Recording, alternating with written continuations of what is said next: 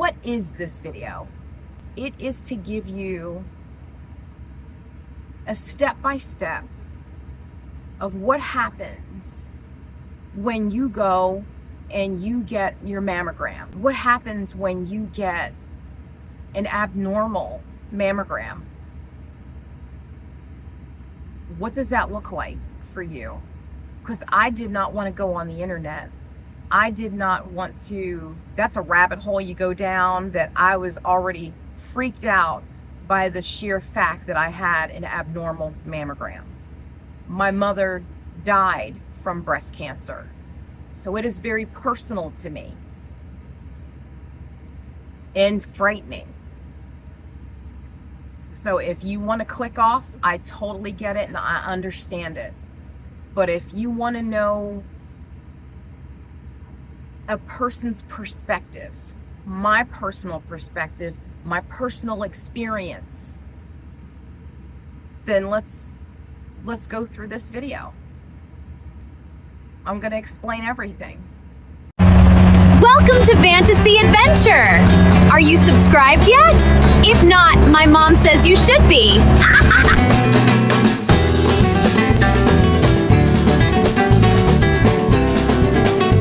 I'm gonna give a disclaimer. This is one of the heavier videos that I will do. Majority of my content obviously is about van life, but because things in life will dictate kind of what you do in this van, or at least what I do in this van, you know, why I do certain things. There's reasonings behind that. So because this does not directly involve van life, I will put this video under my, I'm sorry, there's like fuzzies in here. I still have the decat hair of this van. I will put it under my playlist for campfire stories. It indirectly involves van life. This is a hard video for me to make, and I will say this,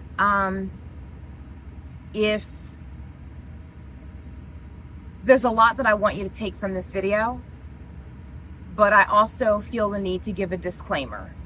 So the disclaimer for this channel and for me is, if mentioning the big C word is a trigger for you, then this may not be the video for you. In truth, I have been sitting in front of this camera for about, I don't know, 40 minutes. I don't script my videos for anybody that's ever seen them. I just talk. This video is in response to, or a follow-up of my short that I posted, you know, not that long ago. And it's taken me a while to get to the point where I could be in the van, one, because of the heat, and two, because I needed to be in the right mind frame to make this video. This channel is about it's my living journal. That's what this channel is. If you want to hear a little less talk, skip to 11 minutes into the video. For those that don't know me, and if this is your first time here, my name is Rain. I am a married solo van life nomadic traveler, part-time. And I travel with Fifi, my poodle, and also Snoopy, and how I navigate through life in this van, what this van means to me. And it means a lot. This is my peace, my sanctuary, my chariot, a little bit of everything. It's my escape from reality for a short period of time. You know, or when life gets too hard or too complicated, I can decompress. I can breathe in here. Because sometimes we need that as individuals. I turned 54. This is 2026. There are multiple reasons for me having this channel. It's my Zen den is what I call it. it gives me good vibes in here. It's my own little traveling she shed in a way. Although my husband will travel with me from time to time, but this is more my thing. So this is what I do. Another really important reason that I do this channel is because I want to have something that outlives me, that when I am no longer here, I can still kind of speak to my daughter directly or indirectly, that she can still see me living, smiling, laughing, maybe sometimes crying, and still have a place to go where she feels some sort of a connection. I wish I had that from my mom, and I don't. My mom was a very private person. Naturally, in the way I was raised, I'm a private person. But I put those feelings to the side because there's something bigger than me here with this. And I understand that. And that's why I do this channel. As parents, and I've explained this to my daughter, as parents, our children will only see us in so many different lights. Well, with this channel and me being me, as far as my personal journal, she gets to see behind the curtain. And that's one of the reasons why I feel the need to do this particular video. I will disclose my diagnosis, but I need to go through, I have to unwrap this in order for you to understand everything. So the triggers, if you don't want to hear the big C word, because that is we all know someone that has, had it, succumbed to it, and it's heavy. So this is why this is a heavy video for me, because my mom was one of those people. That's how she lost the battle. And I'm gonna try not to use the word, because it's like Beetlejuice for me. You say it 3 times, you just don't want to. It does something. So this could be triggering for some people, and I realize that it's kind of triggering for me. I wish I wouldn't have to do a video like this, but I find it important, not only for my daughter. My mom wasn't here to walk me through this process. She can't speak to me beyond the grave. If my daughter, if she had to go through this and I wasn't available to her, she can go back to my videos and we can talk. She can listen. That's what this video is. It is to give inspiration. I had my mammogram. I missed my mammogram in August because I could not make it. I had to reschedule it. I was in Alaska at the time, and I thought I would be back. I didn't realize that journey would be as treacherous for me as it was. So I had to have my husband cancel that appointment so I could reschedule it. And it seems like ever since I turned 54, all this weird stuff is just happening. Life is happening over here. And I combat that with van life. It brings me joy. It's my own personal joy. I cannot expect my husband to make me happy. That is my job. So I get a notice that I have an abnormal mammogram. What does that feel like? And also, I would also like to say, this video is not just for women. Men can get the big C. But I also want to give you another perspective for this.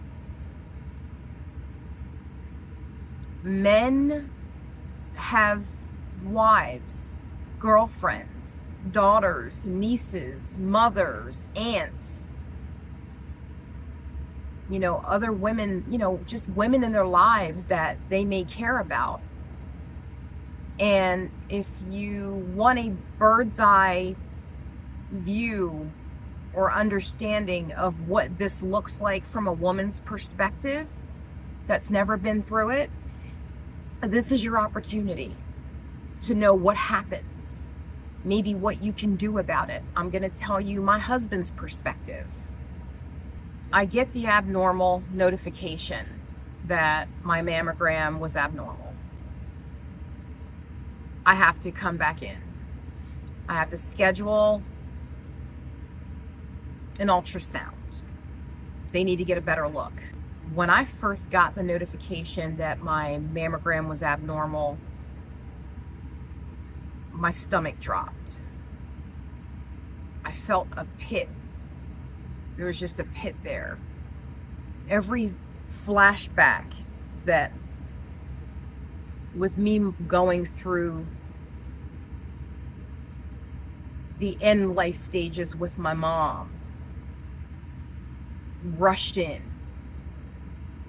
and I was overwhelmed and afraid. I know what it looks like, and there's a lot of us that knows what it looks like, or we're personally going through it. So that's why this video is it's heavy. So I had to go in for a mammogram. I'm sorry, for my ultrasound. And I did that. I went in, and I was scared. I was nervous. I go in, and I deal with things like, my coping skill is humor. I use humor. So you'll probably see it in this video. I definitely use humor. That's how I cope with stressful situations, and my body copes with it differently.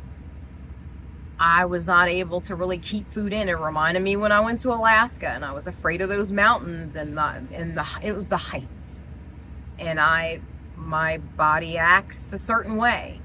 So it was the same kind of thing. So I get there, and I go back in the room, and I lay down, and I notice at one of the tiles above the bed that I have to lay on has this beautiful artwork on it. And I found that, and when I asked about it, they had high school students that had come in and painted a tile above the bed, so this way, as women going through these things, we had something else to look at and to focus on. And I thought that was endearing. I get my ultrasound done, and then what happens is that she sends that information. There was a doctor on staff, but that's not who I was dealing with. The doctor that I was dealing with was working from home, and that ultrasound information was sent to that doctor, and we had to wait for the doctor to review my ultrasound results, and we would go forward from there. She gets a response back, the woman that did my ultrasound, and she says the doctor's gonna call. She's reviewed your ultrasound, and now we're gonna wait for her to contact you. It's gonna be, via video. And I said, uh-oh, that doesn't sound good. And she said, no, I guess their job is to keep you calm, right? I was like, that doesn't sound good. I'm getting a video call about this? All right. So the doctor comes on, and she, because of my family history, my grandfather did die of a form of cancer. That's, again, it's a Beetlejuice thing. I can only say it so many times. It just makes me uncomfortable. Where it was actually on his head. It was a rare thing, a rare seed that he had. And my mom succumbing to the seed. I have a higher risk. So she didn't want to take any chances. And the shadow that was there,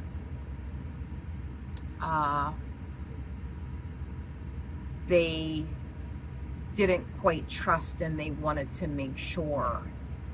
So my next step now is I have to go in for a biopsy, and this will tell them and tell me exactly what I'm faced with.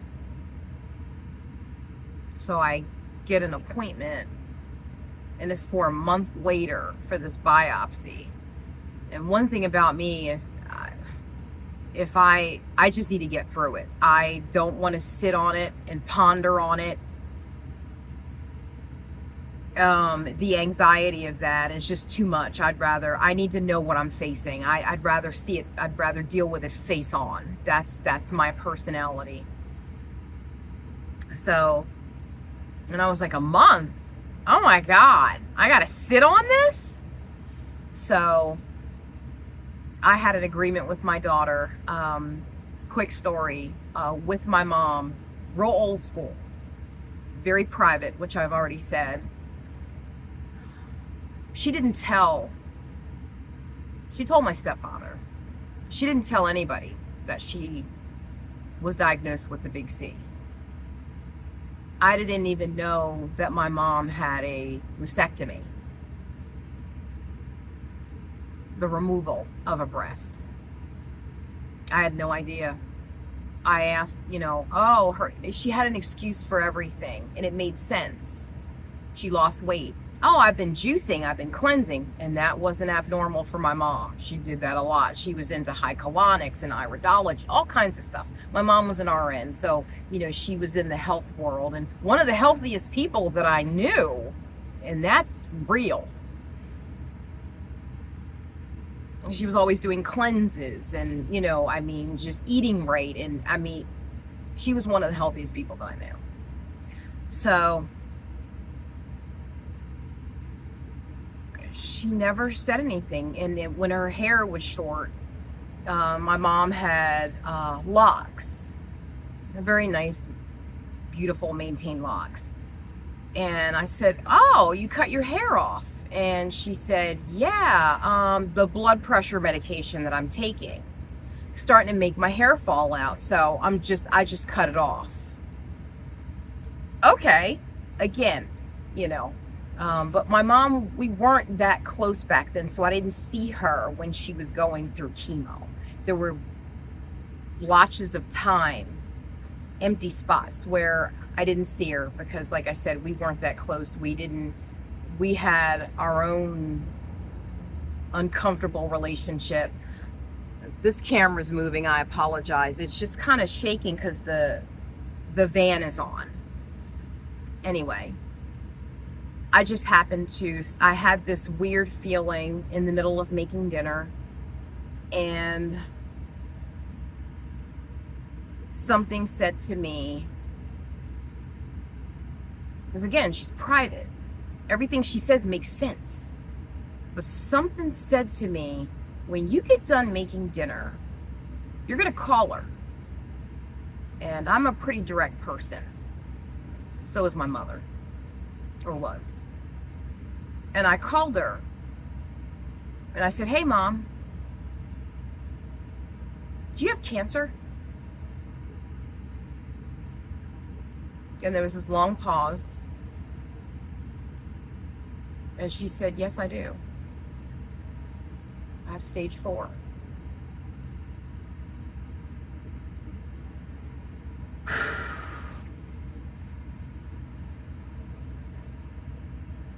Those are crazy times. A lot of emotion. My mother and I did not have a good relationship. She was far from a stellar mother, but a lot of us fall into that category, don't we?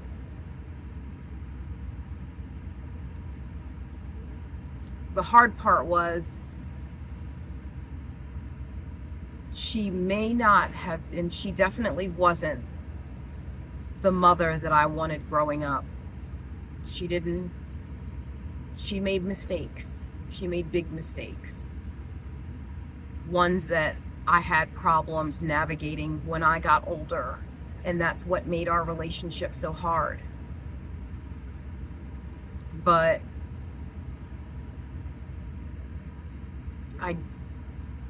we started kind of building a relationship, and I guess on her end, maybe she knew why. On my end, it just felt right. She became the mother that I wished I always had. And now she was going to be taken from me. That was hard.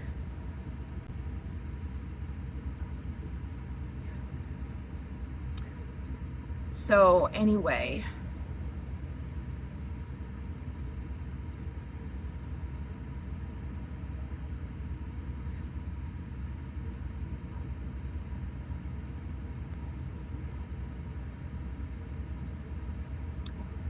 I wind up getting another phone call that they have an appointment earlier, and they said, if you can come in tomorrow, we have an opening. And I said, I will be there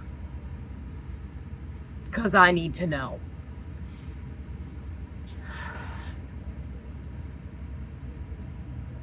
So in that video, okay, so let me take you to my husband where he falls in with this. When you make that appointment to go in for a biopsy, they at that point they do tell you that you can bring in a support person, is what they call it.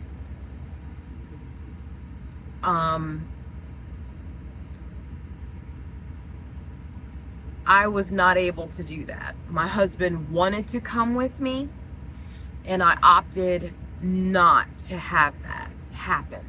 And he doesn't even know why. But I guess after he watches this video, he'll find out.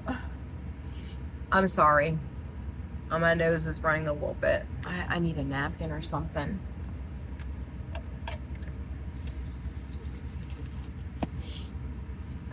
Okay. So, you know, making these appointments, they're on speaker, you know, at the house. They're, you know, he's sitting right there with me. And, you know, as a loved one watching this from the outside, you know, I guess seeing your spouse potentially go through this, and I know what it looks like. And he knows I know that. I know what the end result could be, right? There's plenty of survivors, we know that. And that's a beautiful thing. I didn't have that experience. So, he just wasn't anything he said, it was his face. This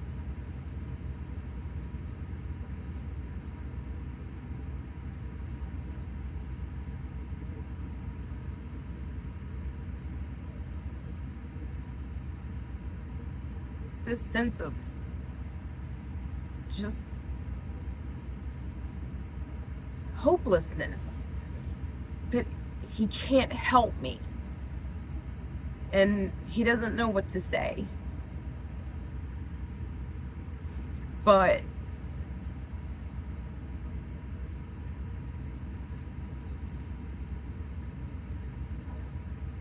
the sadness. But he's, you know, he wants to be supportive. So when I was going to this appointment, I didn't want to put him through that. It was a 2.5 hour appointment. When you go in for a biopsy, it's 3 parts. So you're gonna go in, and that's what the holding room was for. So you're gonna go in, and they're going to, you're gonna get the ultrasound, right? You're gonna get your biopsy. So they're almost like, you get your ultrasound, right? You go into the room, and then they had another one of those beautiful paintings that the students did. I hadn't made it this far. This is another room. This is the biopsy room, and an additional ultrasound. It's like both. So I'm getting an ultrasound first.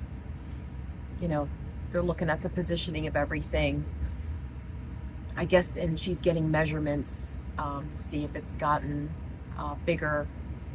Mine was 6 millimeters. 9 o'clock shadow is what it was. If I am incorrect, I will put that in writing up here somewhere. So that gets done. The staff is phenomenal. Where I went, a woman by the name of Allison was my person that was with me through, the stages of my appointment. She was my constant. And she knows I have a channel. And if you're seeing this, Allison, thank you. And you have a hard job.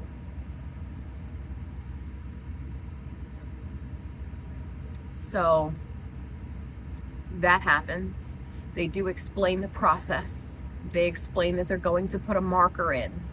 Now, I thought for some reason that was some sort of like a coloring dye. I don't know. I didn't know. It's my first time. I've never experienced it. But it's not. It's a metal thing that they put in your breast to mark that location. And I asked if I could take a picture of that, this block that shows you, and I will put that in the video to show you what the marker looks like, because there are different markers, but I only know about the marker that I was given. So it's called a barrel. This is a plaque of the different markers that they can insert within your body. Mine is the top left, which is referred to as the barrel. It's more of a cylinder shape.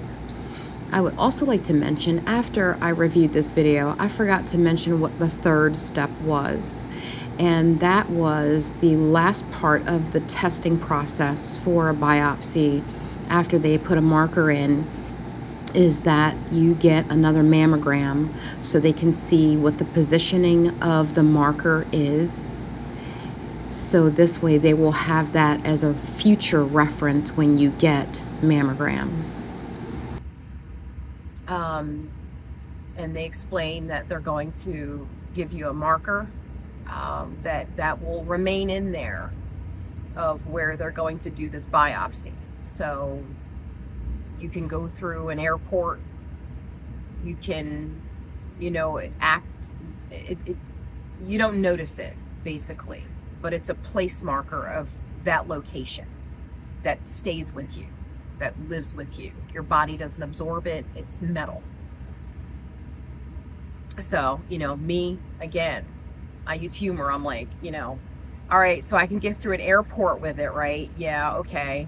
Am I going to be setting off alarms at stores? Are they going to be tackling me and thinking I'm shoplifting, and they're laughing, we're laughing? No, that's not, no. So it's nothing like that. It's not going to be setting off store alarms. There is a sound. I do have things that I will demonstrate for you to show you kind of the size of things. They use a 14 gauge needle. I didn't actually see it. I was turned to the side and the monitor was in front of us. So the doctor's back here, Allison's here, the woman that's doing my mammogram, that's doing my ultrasound, because she's holding the machine and giving the view of everything that the doctor can see. So that's his guide. that was joy. Joy was also a joy. So what I was able to do, since you do know, for those of you that don't know, I do also part-time, I became a part-time welder. And with that, you know, I have access to like metal, things like that. So I was able to get something that gives the size, if you will, of kind of what they insert. And so it's a 14 gauge that they use. So basically it's something like this, about this size. And if you can look as to where my ring, and this is a hair smaller than a 14 gauge. Okay, so this is what they insert. I'm assuming with this, there's something that is, I think this is like the delivery tube. So they use lidocaine. This is you go in, you use lidocaine, they do not put you out. That was my fear. So you don't get put out for that. You are able to drive home. Now, there are noises with this. When they inserted this, I did not feel it. And I didn't see it because I'm facing this way. They're going in here. 9 o'clock was my position. But I assume there's something going in this because I could see it on the monitor. And they're going to take 3 samples. So they go in the first time. Well, they go in and you can feel the pressure and the pushing. But I couldn't feel the pain, but I could feel, you know, like think about this going through like when you're skewering like chicken or some kind of a muscle or meat, you know, there's a feeling, and I could see it go on the monitor where it's going. I can see it, and I can see the circle, my dark spot, and I'd like to explain that also. So what the doctor explained to me was, you know, it could be a cyst. Normally the characteristics of cysts, and you get those as you get older, you'll get cysts throughout your body. It's just the norm. Normally cysts are black. They're dark. So it's just a dark color. It's just, you know, it's just dark. You know, like my shirt. Just think of something that's just like there's nothing to it but just darkness. It's a perfect circle, but it was dark, but it had gray matter inside of it. And that was what we had to find out. What was the gray matter within this spot? So I see this being positioned to go into that circle, my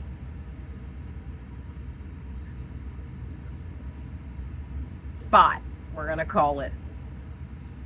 And I see it penetrate it. And then you hear a sound, and I can describe the sound. Motorcycle. I can describe the sound for you. For those of you that knows what an ear-piercing gun sounds like, that click, that's exactly what it sounds like. So you hear that click, and there must be something within this tube that are like jaws of some kind. And it takes a sample. And the first sample, that circle went from perfectly circular to imploding on itself. And I was like, oh, what's happening here? So they take the first sample, Then they take another. I guess they're going into different areas of whatever this is, right? And they're just taking samples. I mean, they're trying to get whatever that gray matter is, I suppose, also, to see what that is. Because if it's a cyst, it could be a hitchhiker. Or they said it could be like just junk, just matter of, whatever. But because of my history, we don't take those chances, right? So 2 more times it happens, and by the time, the second time it's like this, because it started as a circle. First one, it kind of went like this. Second one, it kind of went like this. Third, it's pretty flat at that point. And they said, well, you know what? That might be a very good sign. But we have to get this checked out, obviously. I went in on a Thursday. They said it would take 3 to 5 business days. I guess it just depends on their backlog, and I had to wait because, obviously there's a weekend. But now, throughout all of this time that I know I'm getting my biopsy, before I go in for that, I don't know what it was, but every commercial that I saw had to do with medication for the big C. I mean, whether I was on my phone and it showed some sort of a commercial, whether it was on the TV, I don't know if I just noticed it more. It's kind of like if you get like a colonoscopy or something and you're waiting for those results, or any kind of blood work that you're waiting for, you start seeing commercials about it. It didn't help. It got so bad I had to like mute the TV because I didn't want to hear it. So there's that waiting game. Prior to my biopsy appointment, as I told you, I like to take things head on, and I will face whatever it is, right? And normally, I wear like a lot of headbands and stuff like that on the channel because premenopause, has not been kind to me. I don't take any medication. So, I can't say, oh, it's because I take, heart, pills for high blood pressure or something. And that's why, with that, you can have hair loss. No, for me, it was premenopause. So, I wear headbands because I had like lighter patches areas. And before going into my biopsy, I don't have control over what the outcome of these tests will be, but I can control the narrative within myself. And so I'm not gonna sit back and wait for something okay, my fear was I didn't want to have a certain diagnosis and then to have, hair falling out, going through whatever motions. So I took control of that. I'm doing things on my terms. That's how I'm basically seeing it, right? So that's what I did.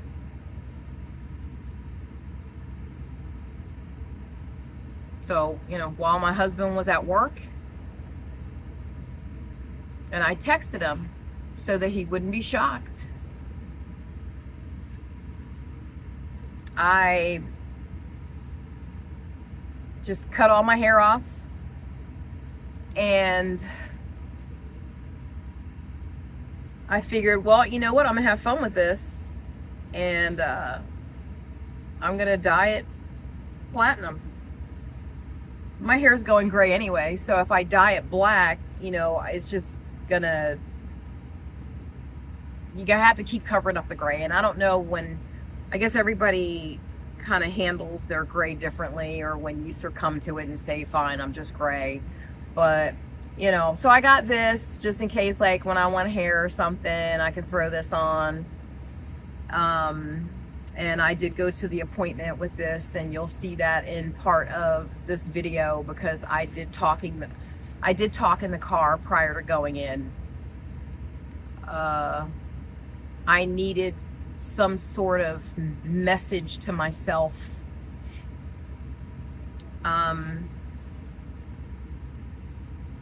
Because it's before this trip, before this, you know, before I walk in there. Because before I walk in there, as far as I know, I am C-free, right? And I need to talk to my future self. I don't know, you know, it's like I said in the video, it was nervous energy. Because I know what I'm getting ready to walk into. And that takes me back to, you know, my husband. And, you know, I didn't want him to have to sit there for 2.5 hours. He works third shift. That's normally when he sleeps, and it's a work week. But also, I needed to walk in there as a warrior. And if I see sadness in his face, it's almost like, you know, when you ever been so sad and something has affected you in life, but you're just barely holding on and you're trying to keep it together. And then someone that you know, comes up to you and asks you if you're okay. And then you just break down and just start bawling. I could see that happening. And I needed to walk in there as a warrior to be able to do this. I couldn't hide from it. I couldn't walk away from it. I had to face it.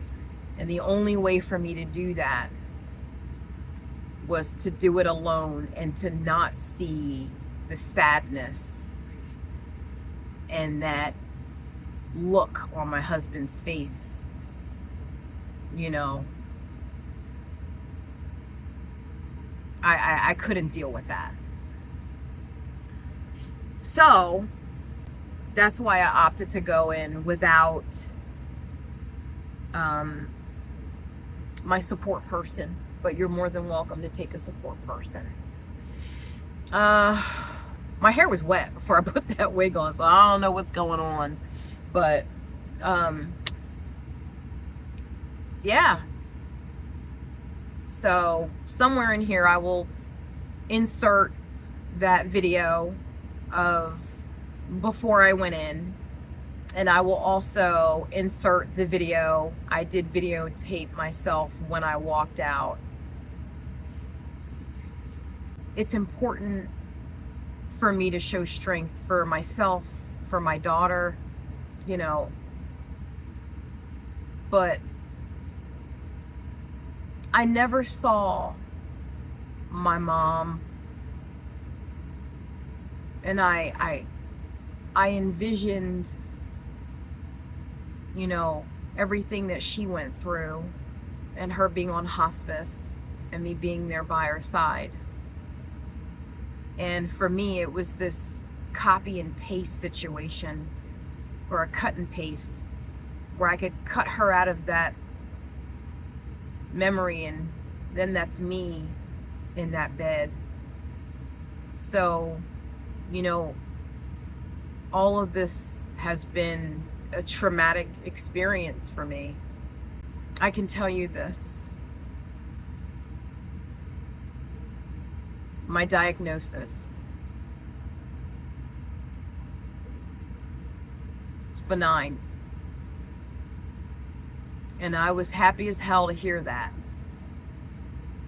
But, and there's a big but, you would think I'd be happier. But here lies the problem with that.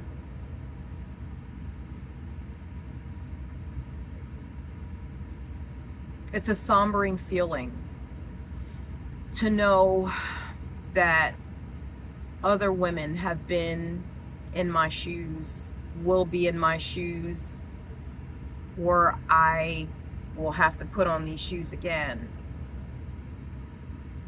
you know, to go through this process that did not get that benign diagnosis. As I said, my risk is higher. And for me moving forward, it almost feels like Russian roulette, where there's one bullet in the chamber. And with every mammogram that I may get moving forward,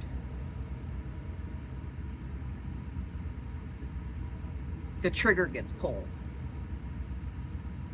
And what will that outcome be this time? So I am humbled by this experience. It is, you know, it's not easy dealing with your own mortality. And my mom did it with such strength. But I know that she must have cried an awful lot.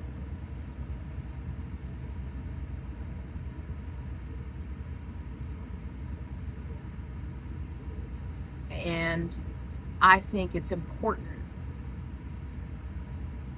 for you to have those moments, and you know, it's okay to surrender and succumb to that just for a little bit. But I wanted my daughter to see this video and to not always see strength when she sees me, because it's very hard to emulate and to try and be something, you know, you're only looking at the outside. And what I told my daughter is that I wanted her to be able to see the woman behind the curtain. And here she is. This is her. This is she. The woman that has fears and that may look like she has it always together, that's always happy, you know, that's not always the case.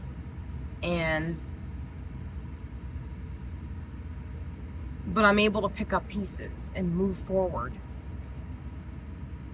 So I need her to be able to see both of these sides. I need her to see my vulnerable side.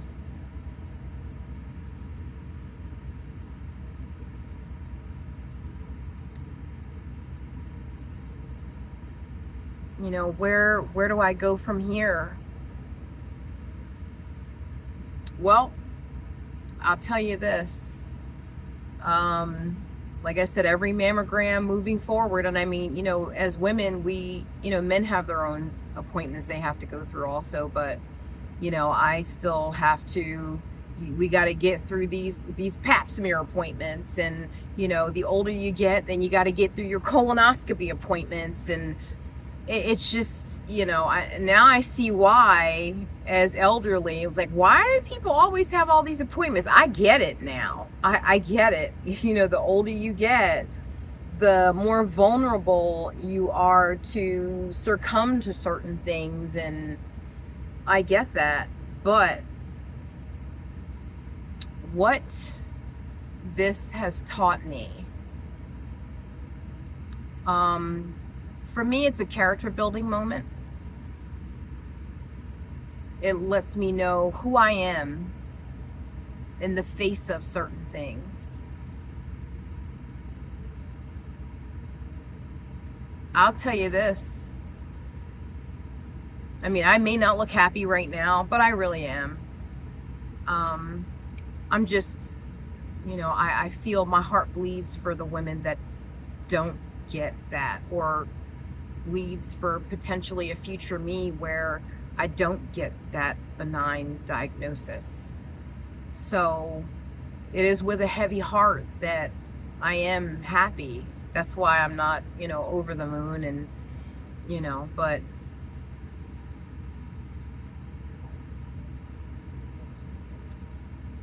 I mean, I'm doubling down. That's what that is. I have a lot to do here while I'm still here on this planet. There's a lot to do. There's a lot to see. There's a lot of joy. There's a lot of experiences. And I only have a couple more things to say. And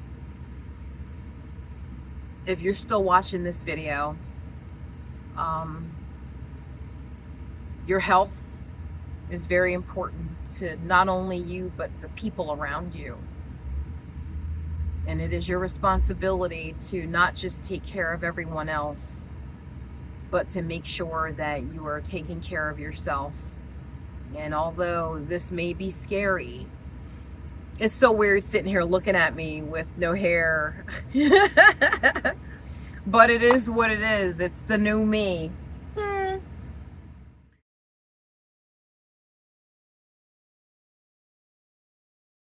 You know, if you have to see this video as a sign to not put things off and to go and to get your checkups, please do that for you. And if you don't want to do it for you, do it for the ones that you could potentially leave behind. You know, my mom would be horrified if she knew that I was telling her story. Well, horrified in life. But I think she knows my heart. And to know where I'm going with this, I think she would be okay with that. My mom, like I told you, she was a nurse, and she believed in a lot of natural treatments. And my mom had her diagnosis and wanted to treat her diagnosis holistically. That didn't work out for her. And this is only my story and my mom's story. This is not to tell you what to do with your life. You take from it what you will.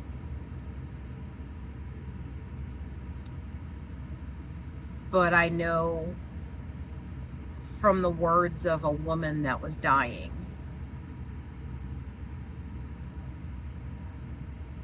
she tried the holistic path and the lump got larger and larger. By the time she went back for treatment, her diagnosis was stage 4. And I think that is the last stage. They did,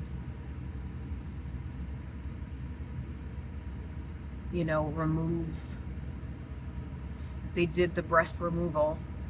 That did not change her diagnosis because her cancer, the C word, it had went from breast cancer to bone cancer to stomach cancer. And there's no coming back from that. And I remember my mom talking to me and saying that she wished that she would have tried sooner, because she had to go get a mastectomy. She got a mastectomy anyway.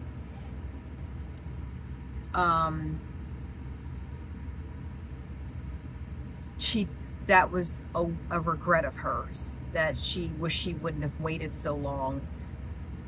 And I could only be there as an ear and a shoulder for her, to know that you're going to succumb to something that's heavy. That is very heavy. I don't know what experiences you've had, or whether if it's you or a loved one. Live your life. I know this one thing. When I walked out of that appointment after I had that biopsy done, I will tell you this. I was upset. I was like, now I'm going to really find out. Now this is going to determine what happens moving forward. You know, I already have plans for van life, and I have trips that I have that are, you know, in the works, right? And I told myself, regardless of the outcome, this gives me joy, and I will not stop that. I control the narrative of my life. And I got the most overwhelming sense of peace. And I mean, it was it almost went from head to toe. I had this high stress, high anxiety, you know, I had to just sit in the car and just like think. And, you know, it's almost like, you know, your heart, the palpitations, and, you know, this tense feeling. And all of a sudden, I got this overwhelming sense of peace and this warmth that coated all of those feelings. Something said to me, if your diagnosis comes back in a way that follows your mother's footsteps, right? What are you gonna do differently? And I thought about that. And this is what gave me peace. This is where that feeling came from. I'm not doing anything differently. In fact, I'm doubling down. I am gonna double down. I thought about, you know, I know why, because I have several whys why I have this channel, right? We've already talked about that. And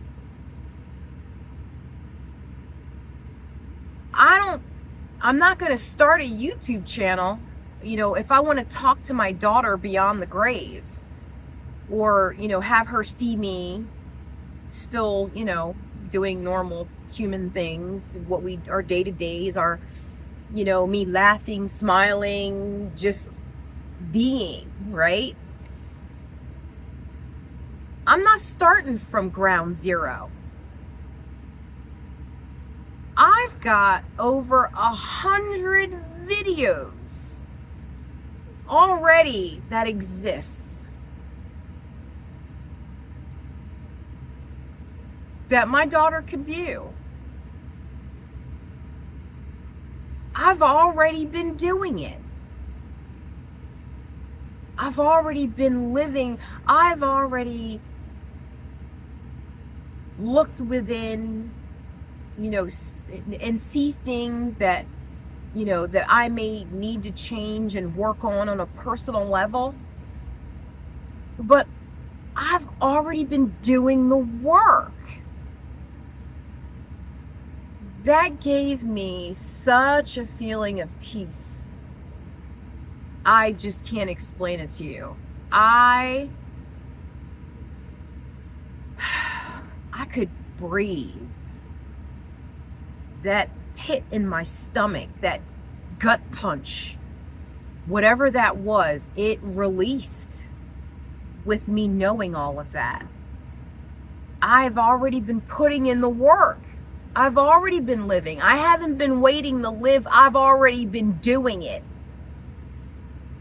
And I strongly encourage you, do not wait for a diagnosis. Do not wait. If you can't do something now, start working towards it. You don't have to do a YouTube channel, but I will say, if you want to do a living journal and something to leave, even if you don't want to share it now for your children and you want to talk to your whomever, your spouse, a friend, a best friend, you don't have to make these videos public.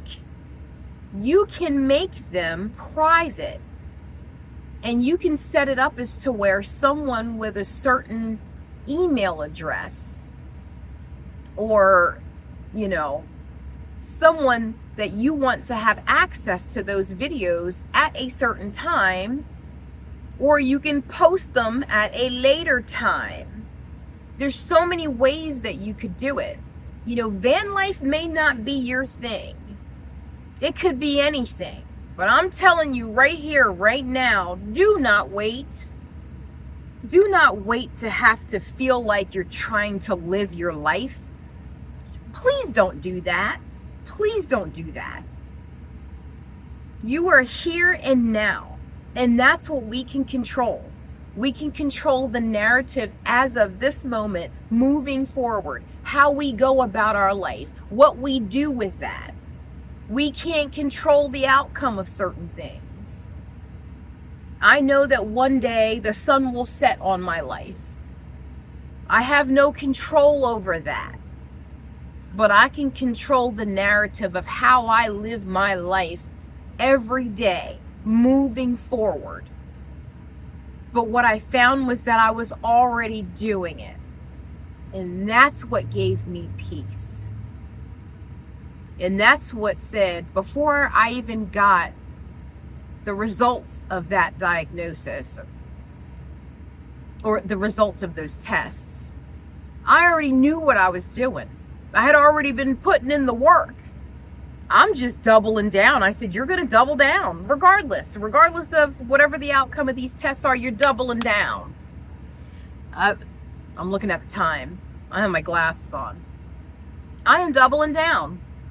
I will not let this control me. I will take control of this. That's what this was for. If I got that diagnosis, I'm not waiting to have certain treatments done for my hair to fall out, for me to feel like I'm falling apart. No, I'm going to cut it off and I'm going to diet platinum. That's what I'm doing. Basically, what I did was, since I'm already going gray again, well, let's make it all. Rather than dye it black and have the gray shine through, let's reverse it and flip it. Let's make it platinum. And then as the gray continues to come in, because my gray is white, well, then the black comes in. So as you can see, it's been a few weeks now since, excuse me, since I've dyed it or bleached it. My intentions moving forward are not to continue to bleach it, because I'm not trying to keep up with that upkeep. But I know when my gray comes in, you won't even notice it. You'll see the dark as the roots come up, and I'm okay with that. Okay? Because I got this guy or gal, and I'm not a wig person.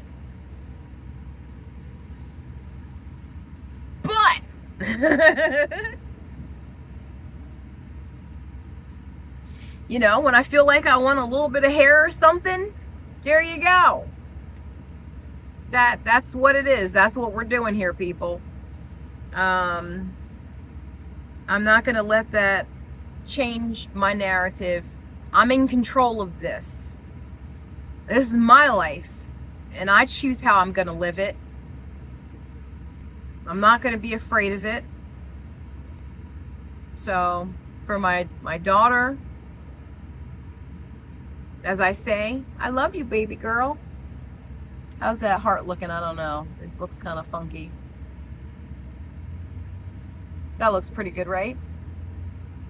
So moving forward, when my daughter sees me doing these videos and I'm out here living my best life and I'm, at these locations and I'm doing things, when you see this, just know that just means I'm thinking about you. Even though I'm not right there with you and I may be in multiple states away or, in another country, wherever I'm going to be, doesn't mean I'm not thinking of you.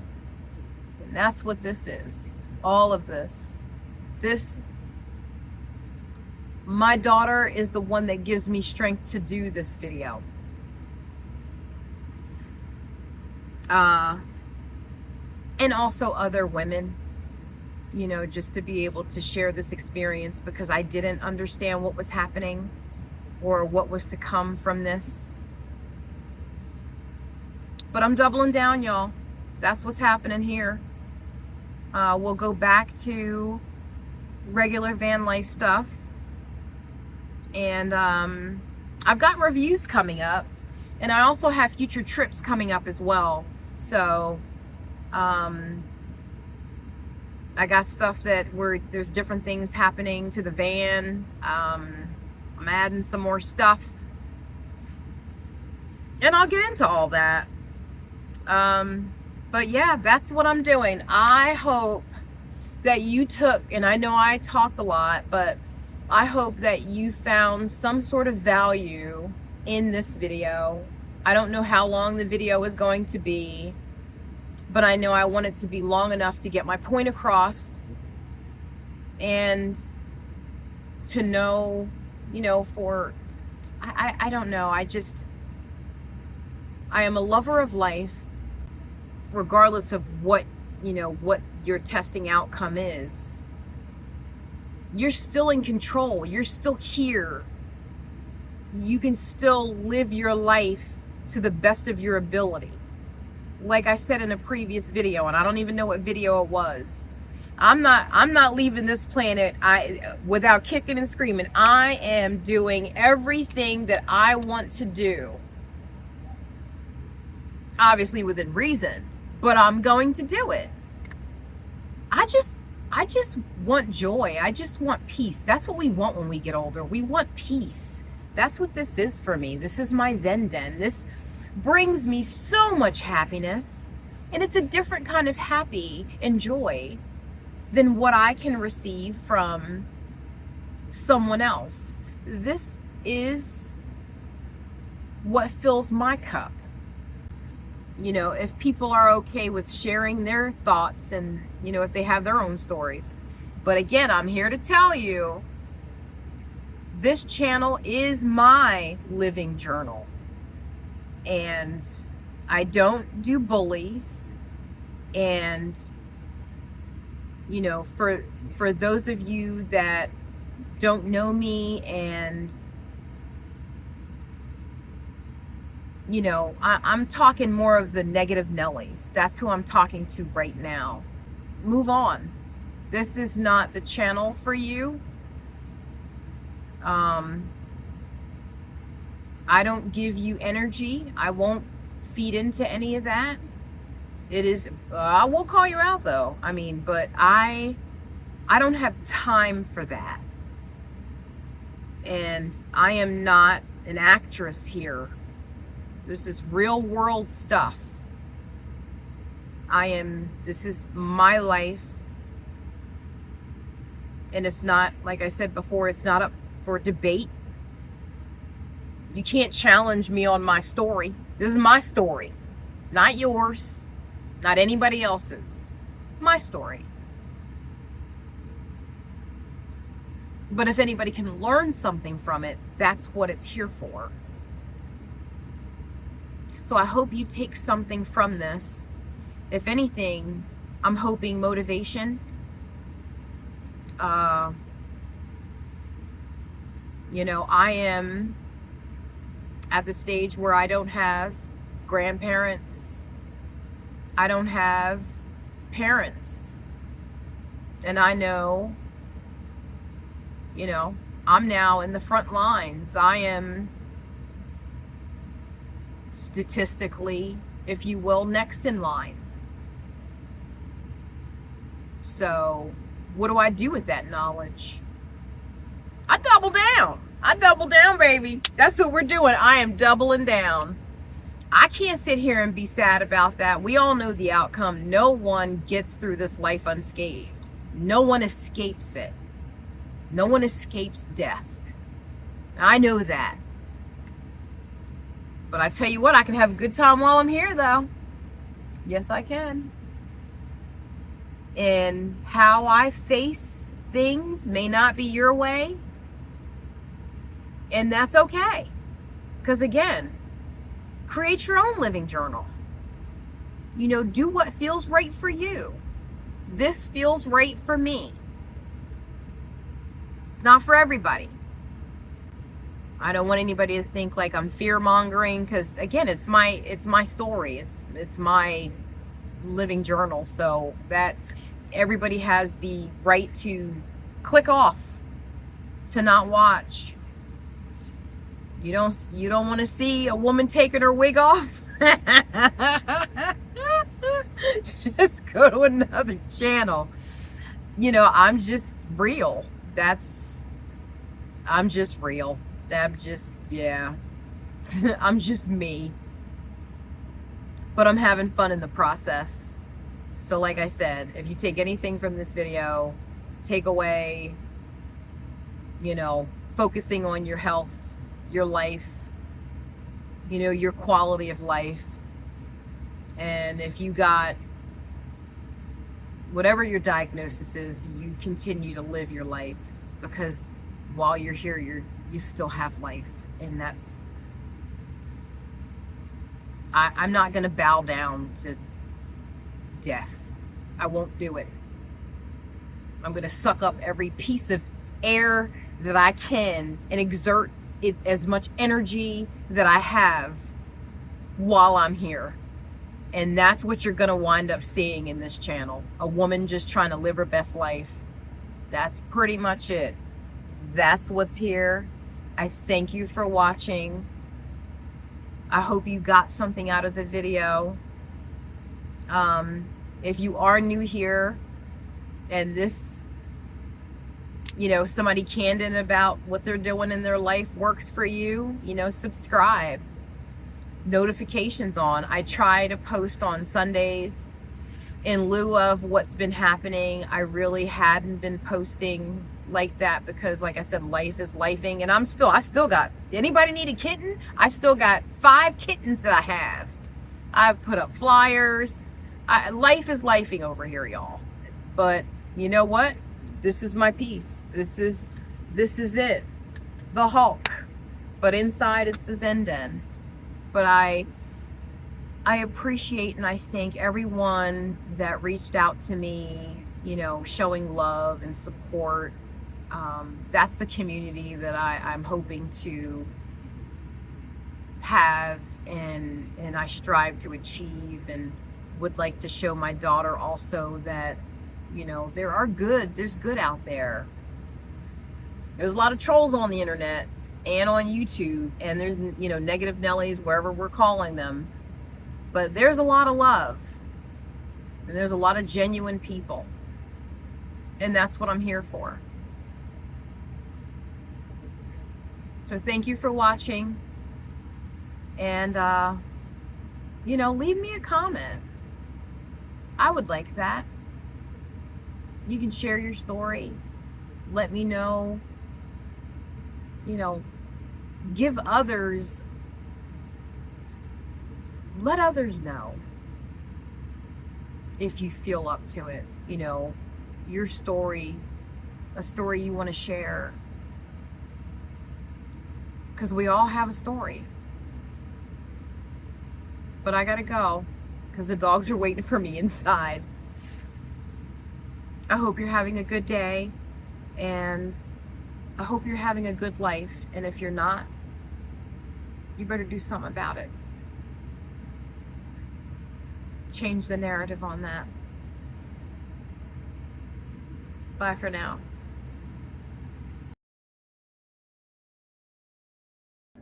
So, how did I get here?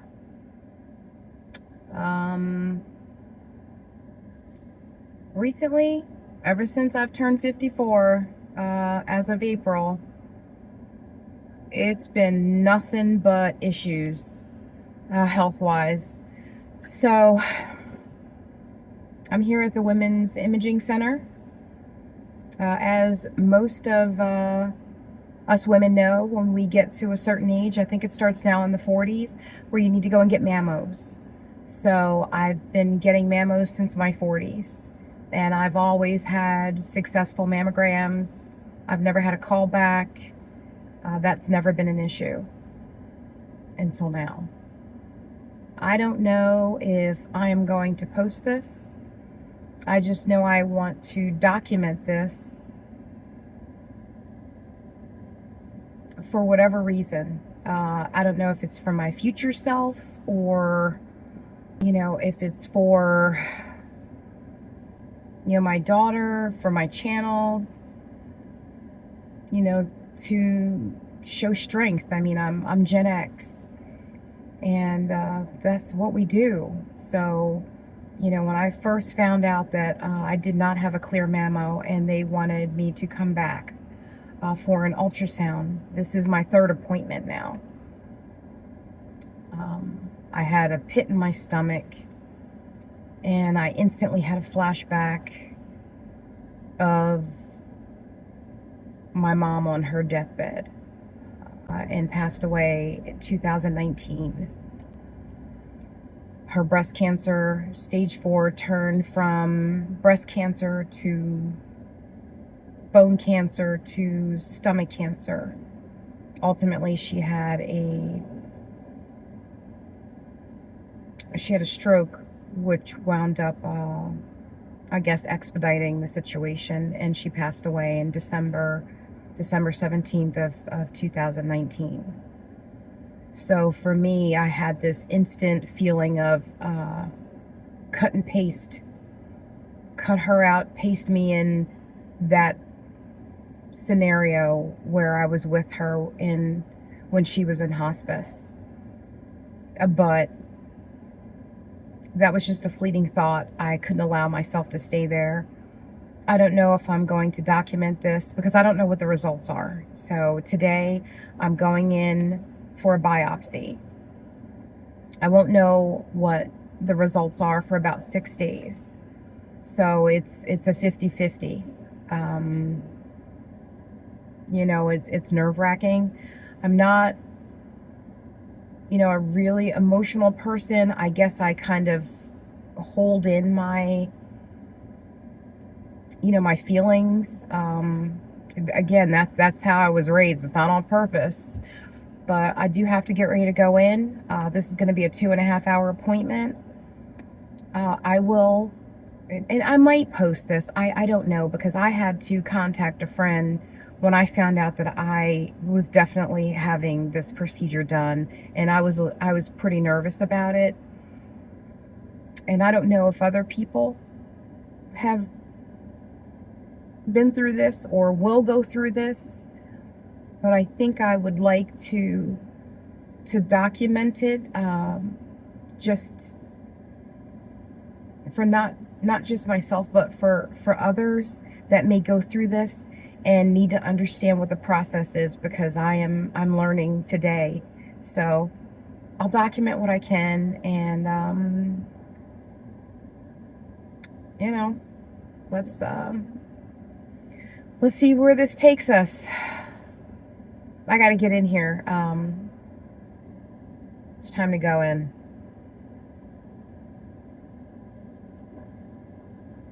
All right.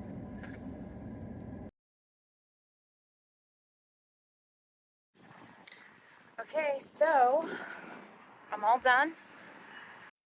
It's about 20 after 4. And I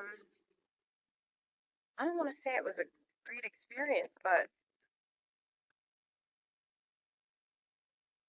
it was a great appointment.